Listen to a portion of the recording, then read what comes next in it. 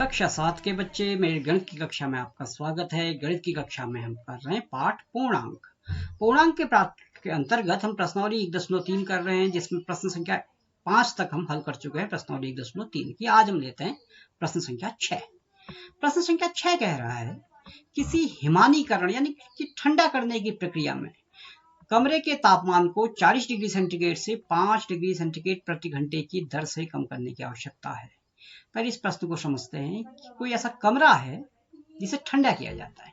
अब ठंडे करने की जो प्रक्रिया है, यानी जब ठंडा किया जाता है तो जैसे उसका एक समय तापमान है 40 डिग्री सेल्सियस, जो उसका सामान्य तापमान। सामान्य तापमान से हम 1 घंटे में 5 डिग्री सेंटीग्रेड उसका तापमान कम कर रहे हैं। 1 घंटे में 5 डिग्री सेल्सियस तापमान हम उसका कम कर रहे हैं। तो इस प्रक्रिया को शुरू होने के 10 घंटे बाद कमरे का तापमान क्या होगा? पूछ रहा है कि 10 घंटे बाद कमरे का तापमान क्या होगा, जबकि प्रारंभिक तापमान 40 डिग्री सेल्सियस है और 1 घंटे में हम 5 डिग्री सेल्सियस तापमान कम कर रहे हैं।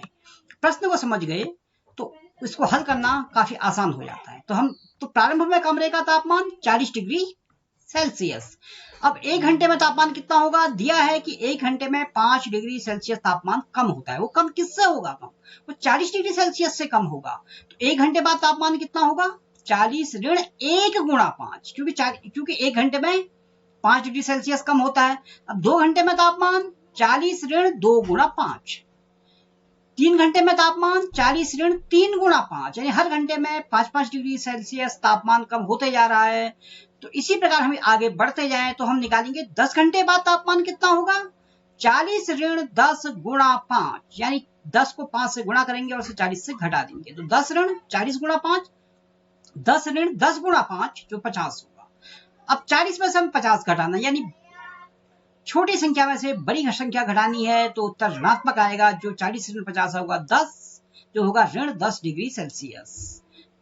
तो इस प्रकार हमने देखा कि 10 घंटे बाद कमरे का तापमान ऋण 10 डिग्री सेल्सियस हो गया है। यह तापमान कब का है? 10 घंटे बाद का। अब हम लेते हैं प्रश्न संख्या 2। प्रश्न संख्या 2 ये कह रहा है कि 10 प्रश्नों वाले कक्षा टेस्ट में प्रत्येक सही उत्तर के लिए 5 अंक दिए जाते हैं और गलत उत्तर के लिए ऋण 2 अंक दिए जाते हैं, और प्रयत्न नहीं किए गए प्रश्नों का उत्तर 0 दिया जाता है। यानी कि कक्षा में एक टेस्ट लिया गया जिसमें अगर आप सही उत्तर देंगे, आपका उत्तर सही होगा तो आपको 5 अंक मिलेंगे। अगर उत्तर गलत हो गया तो आपके 2 अंक काट दिए जाएंगे, यानी कि ऋण 2 अंक दिए जाएंगे, 2 अंक काट दिए जाएंगे। और जो प्रश्न आपने छोड़ दिया उसके लिए 0 नंबर दिया जाएगा, यानी उस प्रश्न में कोई भी नंबर नहीं दिया जाएगा। अब एक छात्र है मोहन, वो 4 प्रश्नों का तो सही उत्तर देता है, 6 प्रश्नों का गलत उत्तर दे देता है। तो उसने कितने अंक प्राप्त किए? यह प्रश्न संख्या 7 का पहला भाग है। तो पहले हम इस पहले भाग को हल करते हैं। इसमें फिर से लिखेंगे कि सही उत्तर के अंक धन 2, गलत के अंक हमने कहा था 2 अंक काट दिए जाते हैं, तो ऋण 2, यानी सही में धन 5, गलत में ऋण 2। मोहन ने 4 प्रश्नों के सही उत्तर दिए और 6 के गलत। तो मोहन के अंक कितने होंगे? 4 के उसने सही अंक दिए तो 4 में उसको 5-5 अंक मिलेंगे। तो 4 गुणा धन 5, धन अब जोड़ेंगे, किससे जोड़ेंगे? 6 उसने गलत किए, यानी 6 गुणा ऋण 2, गलत में उसको ऋण 2 अंक मिल रहे हैं। अब इसे हम हल करें कि 4 प्रश्नों में 5 अंक और 6 प्रश्नों में ऋण 2 अंक, क्योंकि उसने 4 सही किए थे, 6 गलत किए थे। तो 4 गुणा धन 5, धन और धन गुणा होकर धन ही होता है। 4 पंजे 20, 6 गुणा ऋण 2, धन और ऋण गुणा होकर ऋण होता है। तो 6 दूनी 12, लेकिन ऋण 12 होगा। तो 20 धन ऋण 12, 20 ऋण 12, जो होगा 8।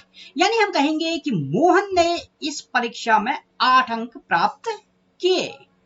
अब हम लेते हैं इसी प्रश्न का दूसरा भाग। कोई दूसरी बच्ची है रेशमा, रेशमा के 5 उत्तर सही है, 5 उत्तर गलत है। उसने 5 सही किए, 5 गलत कर दिए। उसके द्वारा प्राप्त अंक कितने हैं? अब रेशमा के 5 उत्तर सही है, 5 गलत है, तो रेशमा के अंक कितने होंगे? जो 5 सही है उसमें 5 अंक मिलेंगे, जो 5 गलत है उसमें 2 अंक ऋणात्मक मिलेंगे। तो 5 गुणा धन 5, धन 5 गुणा ऋण 2। अब 5 गुणा धन 5, 5 पच्चे 25, और 5 गुणा ऋण 2, एक धन और ऋण है तो ये ऋण 10 हो जाएगा। 25 धन ऋण 10 बराबर 25 ऋण 10, जो होगा 15। यानी रेशमा ने 15 अंक प्राप्त किए। इसका तीसरा भाग, यह आपकी पुस्तक का ही प्रश्न है, इसका तीसरा भाग आपके लिए छोड़ा है। जो पहले और दूसरे भाग की तरह ही आप तीसरा भाग इसका स्वयं करेंगे। अब एक प्रश्न संख्या 8 देखिए कि एक सीमेंट कंपनी को सफेद सीमेंट बेचने पर 8 रुपये प्रति बोरी की दर से लाभ होता है। यानी सीमेंट कंपनी जो सफेद सीमेंट बनाती है उसमें एक बोरी में उसको 8 रुपये का लाभ होता है, और अगर स्लेटी रंग की सीमेंट की बोरी बेचती है तो उसको 5 रुपये प्रति बोरी की दर से हानि होती है। यानी सफेद में लाभ है और स्लेटी रंग में उसको हानि है। अब किसी महीने में उस कंपनी ने 3000 बोरियां सफेद सीमेंट की बनाई और 5000 बोरियां स्लेटी सीमेंट की बेची, तो उसे लाभ हुआ या हानि हुई और कितना हुआ? यानी 3000 सफेद की और 5000 स्लेटी की। अब दूसरा भाग इसका है, यदि बेची गई स्लेटी सीमेंट की बोरियां की संख्या 6400 है तो कंपनी को स्लेटी रंग की कितनी बोरियां बेचनी चाहिए ताकि उसे न लाभ हो और न हानि।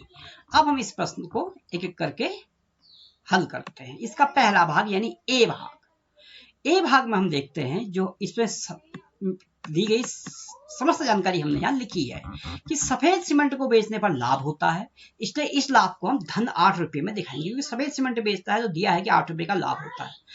अब जब वो स्लेटी सीमेंट बेचता है तो उसको हानि होती है, हानि को हम दिखाएंगे ऋण में। इस हानि को हम ऋण 5 यानी 5 रुपये की हानि होती है तो हम दिखाएंगे ऋण 5 में। अब 3000 सफेद सीमेंट की बोरियां उसने बेची, 3000 सफेद सीमेंट में उसको लाभ है 8 रुपये का, तो 3000 में कितना लाभ हुआ? 3000 गुणा धन 8। और 5000 स्लेटी सीमेंट की बोरियां बेचने पर हानि, 5000 गुणा ऋण 5, क्योंकि स्लेटी सीमेंट में उसको हानि हो रही है। अब कुल प्राप्त धनराशि कितनी होगी, यानी उसको लाभ या हानि क्या होगी निकालेंगे हम। 3000 बोरी बेचने में उसको 8 रुपये का लाभ हुआ और 5000 बोरी बेचने में उसको 5 रुपये की हानि हुई, तो 8 तिया 24 यानी 24000 और 5 पच्चे 25 जो होगा ऋण 25000। ये संख्या क्या आएगी? ऋण 25000। तो हम कहेंगे 24000 ऋण 25000, 24000 ऋण 25000 जो आएगा ऋण 1000, क्योंकि 25000 बड़ी संख्या है, इसमें यहाँ पर लिखने में थोड़ा सा गलती हो गई, यहाँ पर ऋण 25000 आना चाहिए। इसको आप जब लिखेंगे तो आप ऋण 25000 ही करेंगे, तो 24000 ऋण 25000 जो होगा ऋण 1000। अब ऋण 1000 का अर्थ क्या है? ऋण 1000 का अर्थ है कि 1000 रुपये की हानि हुई है, 1000 रुपये की हानि हुई है, इसीलिए ऋण चिन्ह आया है। अब इसका दूसरा भाग हम करेंगे। यह दूसरे भाग में जो कह रहा है कि बेची गई स्लेटी सीमेंट की बोरियां, जो स्लेटी सीमेंट की बोरियां बेची गई है वो 6500 बोरियां बेची गई है। अब स्लेटी सीमेंट में 5 रुपए की हानि होती है, तो हानि कितनी हो गई? 6400 गुणा ऋण 5 यानी 32000 रुपये की हानि हो गई है, तब हमने ये ऋण 32000 आया है। अब लाभ या हानि न हो, न तो नुकसान हो न फायदा हो, इसके लिए सफेद सीमेंट की बोरियों में भी हमें जो 32000 की हानि हुई उतना ही लाभ कमाना होगा, यानी 32000 रुपये का लाभ हमको सफेद सीमेंट की बोरी में चाहिए। तो एक सफेद सीमेंट की बोरी में लाभ कितना है? 8 रुपये का। तो 32000 लाभ के लिए हमको कितनी सीमेंट की बोरी बेचनी पड़ेगी? 32000 में 8 को विभाजित कर देंगे यानी भाग दे देंगे, तो हमारे आएगा 4000। यानी लाभ या हानि न हो इसके लिए 4000 सफेद सीमेंट की बोरियां हमको बेचनी होंगी। तो इस प्रकार हमें 4000 सीमेंट की बोरी, जब 4000 जब हम सफेद सीमेंट की बोरी बेचेंगे तब हमें न तो हानि होगी और न लाभ होगा। निम्नलिखित कथन को सत्य कथन में परिवर्तित करने के लिए रिक्त स्थान को एक पूर्णांक से प्रतिस्थापित कीजिए, यानी रिक्त स्थान में पूर्णांक लिखना है। इसे देखिए, अब ऋण 3 है और यहाँ 27 है। अगर हम ऋण को छोड़ दें तो 3 को किससे गुणा करके 27 आए? हम कहेंगे 9 से गुणा करके 27 आए, 9 तो यहाँ पर आ जाएगा। लेकिन अब यहाँ ऋण है और यहाँ धन लाना है। हम जानते हैं कि ऋण को ऋण से गुणा करके धन होता है, तो यहाँ हमको ऋण 9 लिखना होगा, ऋण 9। इसी प्रकार बी वाला भाग 5 गुणा, यहाँ पर कौन सी संख्या आएगी? जो ऋण 35 आएगा। अब हमको पता है कि 5 गुणा 7 ऋण 35 होता है, लेकिन यह संख्या परिणाम में हमारा ऋण है, तो हम 5 को ऋण 7 से गुणा करेंगे, धन और ऋण गुणा करके ही ऋण आएगा। और सी वाला भाग कि ऋण 8 को किससे गुणा करें कि ऋण 56 आए। अब अगर हम चिन्ह को न देखें तो यहाँ 8 होगा, यहाँ 56 होगा, 8 7 56 होता है, यहाँ पर 7 आएगा।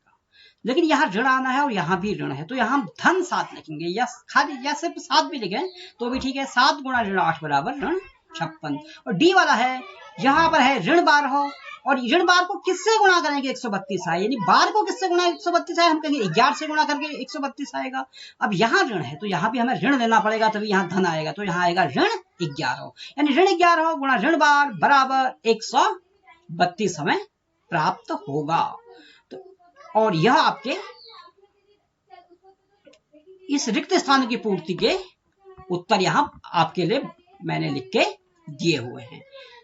तो आज के लिए बस इतना ही। मेरा यह वीडियो देखने के लिए बहुत बहुत धन्यवाद।